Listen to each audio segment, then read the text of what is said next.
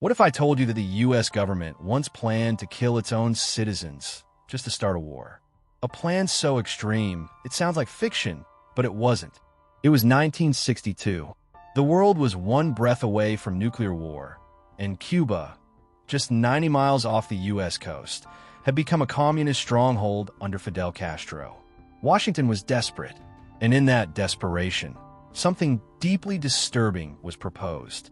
I couldn't believe it the first time I read the documents, declassified after decades of silence. Titled Operation Northwoods, the plan was drafted by the U.S. Joint Chiefs of Staff. Not rogue agents, not conspiracy theorists, the highest-ranking military officers in the United States. And here's what they suggested.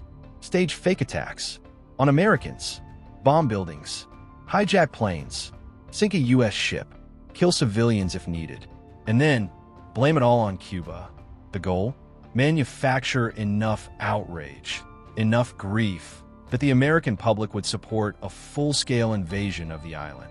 They even considered faking the death of real passengers on a commercial flight, replacing them with drones, and crashing it to spark international fury. Casualties, the memo noted, would be helpful. It wasn't just an idea on paper. It was organized, detailed, strategic, signed, and ready to go. The Joint Chiefs sent it up the chain, straight to Secretary of Defense Robert McNamara. But then, silence. President Kennedy never approved it.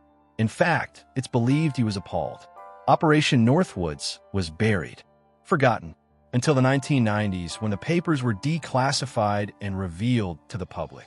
And suddenly we had proof. Proof that the U.S. military had considered sacrificing its own people to manipulate war. So I ask you, if this is what they planned and never used, what else might have slipped through the cracks of history? Unnoticed?